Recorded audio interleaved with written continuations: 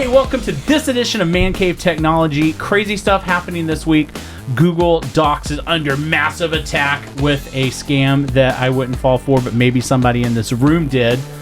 We'll leave that up to you to decide. SpaceX is going to be broadcasting some internet infrastructure over the United States. And Microsoft had its big event with its big unveiling of the crippled Windows S for education. And we will talk all about that on this edition of Man Cave Technology.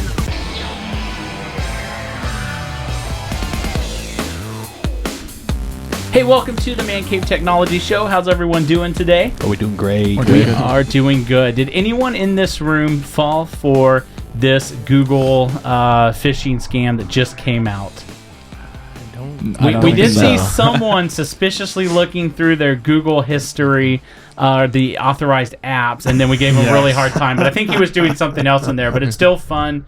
It's still fun to think about. Wow. But you guys are part of an organization with a Google account, app account that got shut down today because of this. So kind of what was your experience with that? And then let's let people know what this is about. Yeah, kind of interesting. So we got with our Google app account, we got in a text message and an email that both said that it would be shut down for a couple hours and that they were doing something or fixing something.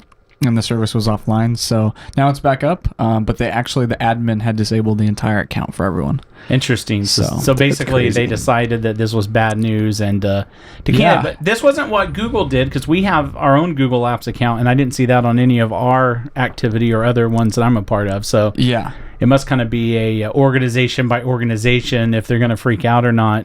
Yeah, because you can just pause the entire Google Apps account, so no one can access their data or anything. Just a single click, which is kind of scary, actually. But in times like this, it's really helpful if you want to do that. It is helpful, but it does remind you that you are not in control when you're using an account that says managed by this company or this college or this school, and that really Big Brother is there all along, willing to do whatever.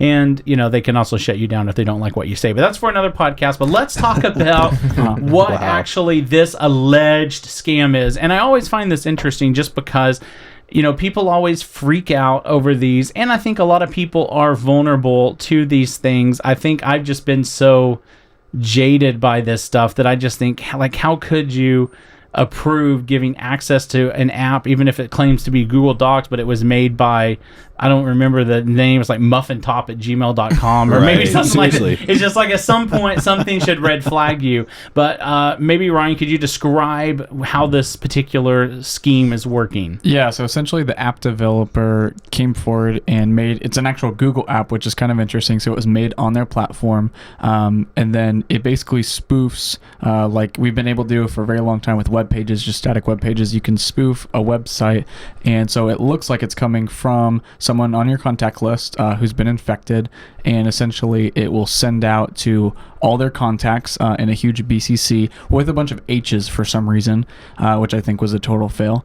And then you'll get the email. It'll just say, open this up in Google Docs. So you'll click it, and then Google was actually smart enough to before they even knew about it, they had a warning on it because there's either a malicious script or something. And if you actually click open on it, it'll go forward and ask you for permissions for your account or for you to sign in if you're not signed in.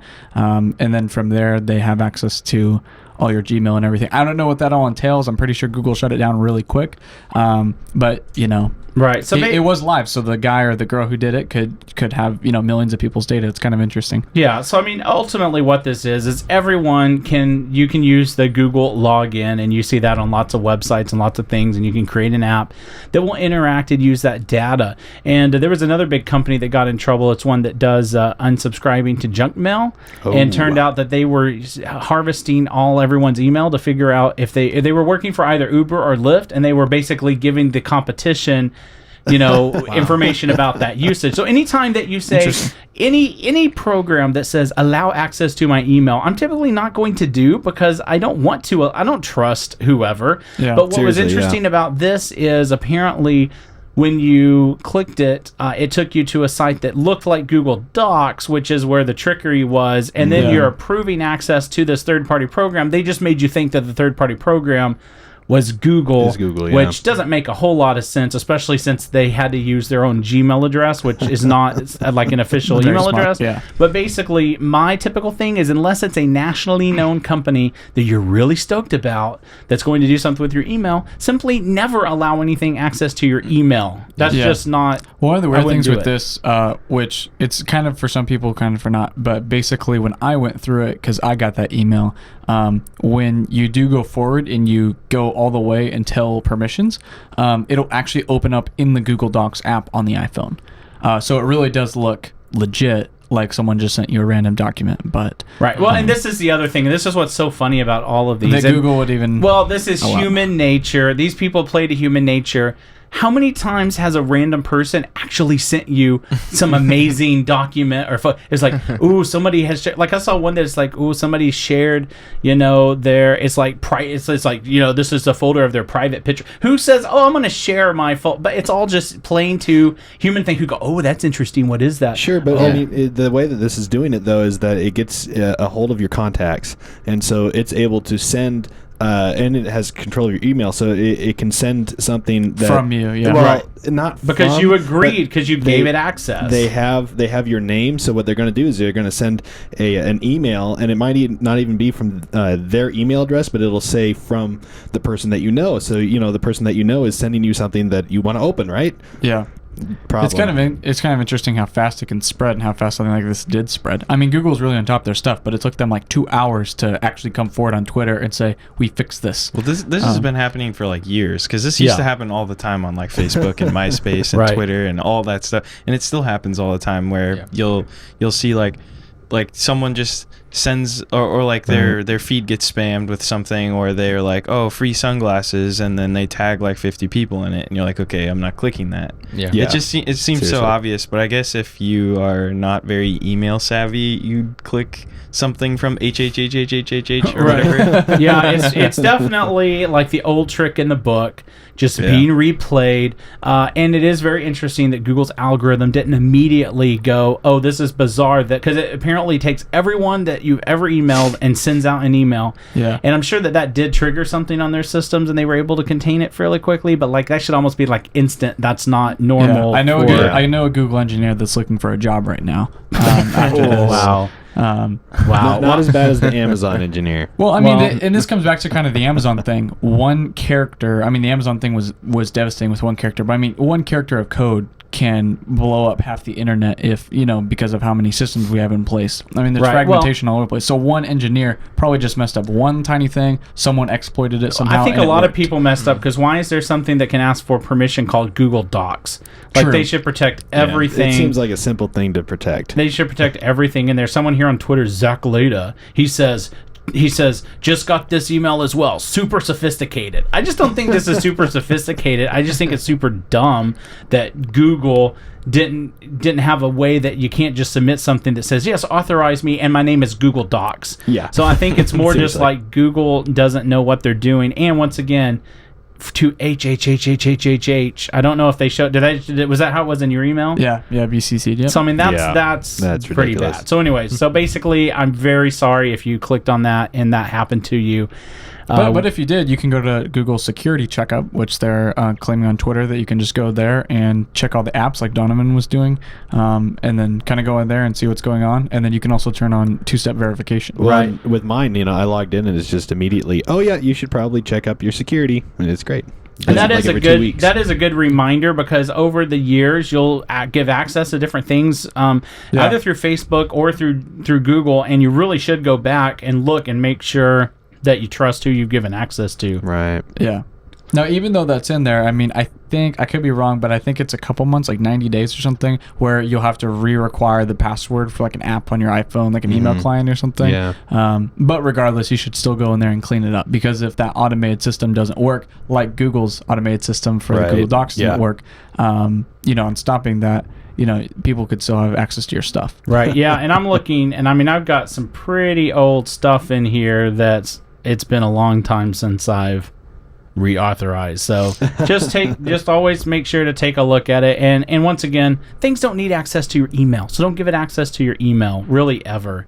unless you don't care for other companies pilfering through your email. As if Google, the NSA, the United States government wasn't enough to be, and your local internet service provider. If you want someone else in on it, share that. But make some money. But don't do it. Richard, did you get any emails like this today, or have you stayed safe? I haven't looked. I was subbing all day, so I haven't had a chance to look at my email. But I'll make sure to click on it and. There you go. Yeah, click on it so we can. I'll let you know how it goes. See what happens. I'll with see if it. their security is up there to par go. now. That'll work. There you go. All right. So yesterday, Microsoft held their big event, and it was all pretty much geared towards the education market. And this is my synopsis of the event. They are becoming a little more cool, so they're trying to show that we're innovating and they're doing things, and they showed that with Microsoft Paint and 3D, you can take 3D objects, and now you can use any camera app or any camera, and with their app you can take a photo and drop in 3D objects and do stuff. Their big thing that I think is very interesting, that's very Apple-like, is the Windows 10 S edition, which is basically a locked down version of Windows that only plays nice with the App Store. And I think it's their way of, they know that when you let anything have access to things go bad. And this is their way of keeping the computers running smooth and efficient. But one thing that I thought was super weird is they showed Windows 10 Professional setting up a user for the first time, and they showed Windows Education Edition setting up a user for the first time. And in the Windows Education Edition, it only took 15 seconds. And the guy said, over here, it can take up to a minute. To which I thought, why would it, first off, can't you guys get that under control? It should take 5 seconds. And second off, that's just dumb. You just alienated your professional. Actually, our professional one is worse than this because it's so bloated with junk that you want to use. So anyways, here's the question. What do you guys think about this? Do you think this is a smooth move on Microsoft's part? I'm sure that school administrators get tired of all the viruses and all the crap that's on these PCs, which is probably why they're doing it, so that they'll become relevant again, like Apple. Fanboy. No, let me tell you what. I instituted at a local nonprofit institution that I will not name, went from having 30 PCs to swapping those to Macs, and it is without doubt or question. Do you know how many viruses we had to remove after we swapped everything to Mac? 0. From literally multiple viruses a week to 0. So I do think that there is a benefit to having things locked down. And if I had a bunch of people on Windows, I would be more than happy to put them on Windows S. The question is, can you actually even use Windows? Actually do things? Yeah. So what do you guys think? I think this could work for little kids, because then they're not accidentally clicking anything, which is good. But as soon as you get a group of high schoolers on something like this, the first thing they're going to do is try to figure out how to get around it, or and it probably has inherent bugs anyways where you can get around it. It's probably just some one line of code on top of Windows Professional. You know what I mean? Yeah. It is kind of an interesting thing. I think that it will be a bust unless all the schools kind of use it, because they have been using Windows for a long time. I personally say everyone should switch to Linux just because it's more locked down. But then no one would probably use a computer. There's nothing you can do, but great. Yeah, but in terms of the Windows environment, if it works, cool. I don't know. I'm still really skeptical. I think that this is just something that, like you said, they're trying to get back in the market. And they're being big brother. So I'm looking on the Verge right now. It says Windows 10 S won't let you change the default browser or switch to Google search. Yeah. So you will use Bing. We will condition you from so childhood. Much worse. It's a huge downgrade. Yeah. Bing is the worst. Wow, that is true. No, and this is their whole fight against the Chromebook and other third parties that are doing their own OS. So I don't know. It's probably going to be just super light, but I do agree with Dalton on the whole if a high schooler gets it, you're at the breaking point now of, hey, I can screw around with computers, or hey, I'm being dumb and getting viruses or doing whatever. But at the same point, when I was in high school using computers, I wasn't a genius, but I was on the brink of discovery of new things and learning how to code and learning how things actually work and actually understanding the operating system at that point. So I think that if you strip it down where you can't do anything, I mean, if I was in high school with this thing, I feel like it would be useless. I'd rather just use a book and paper. You guys may not remember a whole lot about this, but Microsoft had a huge antitrust lawsuit, went through all this stuff back in the day when they combined Internet Explorer with File Explorer, and they had all these defaults set and locked down. And this just reminds me of that. They're once again saying, you will use Bing as your default. You will have no other options, and it's very interesting. But some of that stuff does get into some issues like that. They did do something good. They did release a new laptop that actually looks kind of cool. It's a Microsoft Surface laptop, but it's not with that big hinge on it. Oh, yeah. It's actually lays flat. And I'll kind of be interested to touch one of these. But what they did is they almost have their kind of felt pad on top, and the keys come out through it. Yeah. Kind of interesting, but it is very sleek, very thin, and they've got a great price points on it. I think it does come with the Windows S, which is probably why they can make it cheaper because it's all locked down. But it is interesting. I think we'll just have to see where this goes and if this actually works and makes people happy. Well, it might be good for like specific classroom things where you're using an app or something. Like, I don't know, maybe you put Photoshop on it or something and you can just use Photoshop, and that could work. But the second you're like, okay, write a research paper and then you have to use Internet Explorer and Bing, it's like, that's gonna be horrible. Yeah, and it does look like in typical Microsoft fashion, they've made it where they're not completely locking some things out. It's just that none of this is going to be the default. So, like, imagine every time you'd have to go google.com. Every time you'd have to go. And for something else to work, it has to be approved by Microsoft.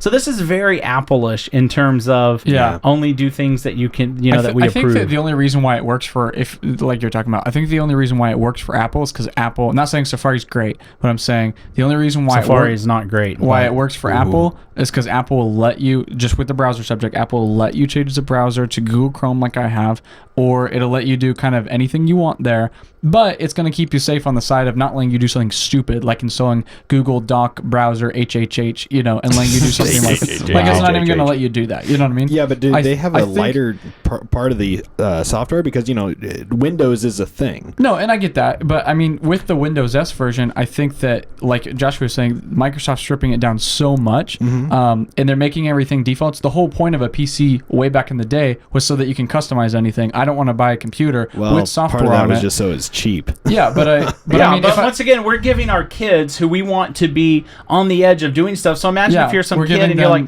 oh, I want to learn Arduino. I want to do coding. Oh, wait, sorry, our school bought into Windows S. You're not going to be able to do anything. Will any of those students really be using the school computers? I mean, at that point, you're talking about them getting their own computers. There's so much BYOD at this point that it's... I do think that a lot of high school kids still don't BYOD because I barely had a laptop in high school. You have to have the money to do that. So it's like saying, very true. If you have the money to give your second grader a laptop, then they can learn to code. But if you don't, they're going to be using our Windows S locked down computer that forces them to use Bing. Well, maybe they'll give Windows Pro to like those 5 computers or whatever. I mean, I don't know. It does seem weird. And I do think that this is for the lower level grades, like say 1st through 12 or something. But I mean, you know how schools are going to do it. They're going to give it to everyone because they don't want you messing with stuff. Imagine it in a college environment, though. I mean, I'm not saying they're going to do that, but I'm saying in like a computer science class, okay, they have all the stuff locked down for that. But what happens if I want to go outside that realm and I want to go learn Python? I want to go learn Java, but this is a C++ class.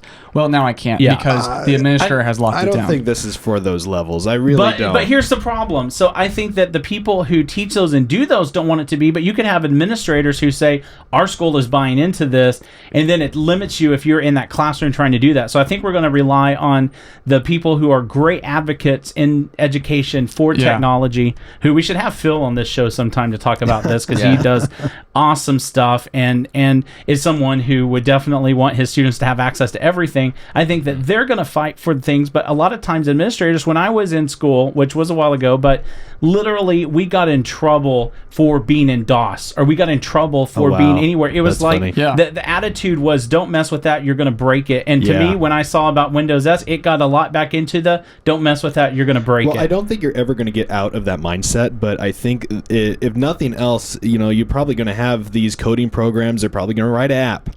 They're probably going to make these things around Windows S in their app store, but just like going through Apple, they're making their own apps. Yeah, I think that Windows, like you said, like Windows with Windows S has a better chance of them making it for the App Store and being approved by Microsoft than Apple, just for the sheer fact of no one wants to write Swift and no one wants to write Objective-C for Macs, and that's why you don't have so many things on the Apple Mac Store versus like Windows. Where did you get that there aren't so many things on the Apple Mac Store? Go find like half the things that are like on what? The Windows Store. Yeah, there's because anyone can put anything on Windows. What am I crippled with? That's what I'm saying. But tell me what I'm crippled. What do I not have? I'm saying there are so many more programs. Like if you just look at games, for example, right? There are so many more games that are available to Windows versus outside of games, which I'll admit Apple's been. I would have to come up with some good examples. But just give me one thing that you've been crippled in that you went, man, I wish I could run that on my Mac, but too bad Word doesn't work. I can run Windows on my Mac. Yeah, I mean, you got to run like a specific version of Word. You got to do whatever. I think 2 years ago that was very much true. I think in the last couple of years they've come up with I think a it'll lot of just the be things that are easier missing. for people developing things that like you go and download like a program like in like our physics class or something. We need to go download a program. It's only available for Windows or it's only available for whatever. That's just because they're cheap. Yeah, like for example, great example. I downloaded AutoCAD. I downloaded AutoCAD 2017 the other day. Fantastic, works on the Mac. Okay, you want to go get AutoCAD Electrical? You want to go get Revit? You want to go get any of these 3D Maya, 3ds Max? Nope, sorry, only Windows. So that's a great example. And Hi, I'm level, a professional and I want to use this, but I need to get it on Windows. And to some level, some of it depends on what area you're in. For instance, a lot of the sciences have more adopted Windows, For sure. as where a lot of the arts have more adopted Mac. For sure, I agree with that. I completely agree. Again, the STEM majors they are looking to modify their own things, and Windows is great for that because you can modify that. But with the introduction of Windows S, I don't think they're going to be making that impact in the STEM market. But think about how many students are writing papers. Think about how many people, in comparison, are doing these low-level stuff that can be locked down. Exactly, Yeah. and this also opens up the door for even younger people getting access to technology. Yeah, I think that it's good because you have like this lockdown and they're trying to get back market share, but at the same time, I think it's terrible because you're putting a hard limit or close to a hard limit on how much a person can expand with the computer. Yeah, I think it's going to be more like, a tablet experience, more or less. But, I think that's not a bad thing, especially in the education world. So maybe they should put them on students' phones, and then they wouldn't. There you go. Goof You know off what so they much could in do class. is do Windows S in the classroom and then just encourage BYOD and then buy a Windows 10 professional. You know what they could do? They could computer. just take all the computers out of the classrooms and just, teach them to write cursive. I think that's terrific. Yeah. Wow. We've lost that. Wow. Fifth grade all over again. This is devolved. This All is right, devolved. and let's close it out with just a moment of I don't know who submitted this. Donovan, did you submit this about SpaceX? Yeah. Tell us what they're doing. It's interesting. So they are announcing, amongst a lot of things that Elon Musk is announcing, they are launching a program to launch 4,000 satellites that are going to be emitting broadband. And so their whole goal is to increase the latency when communicating to satellites. Increase or decrease? Oh, I'm sorry. I was going to say if that's They their want goal, to increase. they'll be Never very mind. successful. They will be way that very these- successful. Yeah, they're just going to go out and they're going to explode existing satellites. No, I'm just kidding. Yeah, no, it's going to decrease the latency. And again, they're going from 2019 to 2024, I believe. Okay, so they're basically just doing satellite broadband for the world. Basically, Right. yeah, and they're trying to limit. They're trying to basically have not a monopoly, but trying to get signal where it needs to go, and not so much signal where it doesn't need to be. That way, you're decreasing the interference that's happening today. I see. That's very interesting. Very interesting. So yeah, it'll be fascinating to see what happens. Like we've talked about before, I think ultimately everything will be wireless. Which actually means a lot of wires to get to all those towers, but but it'll at least be wireless. And who would have thought years ago? I mean, in a way, this is wireless of everything. It is not plugged into power. Now, it has limits on how long some of these things are going to last, but we're getting to a point where your power, everything will be wireless. So anyways, it's very interesting times. Thank you for watching this edition of Man Cave Technology. Make sure to subscribe for more good stuff. Like us on Facebook and look for us because we will be back. Thanks for watching.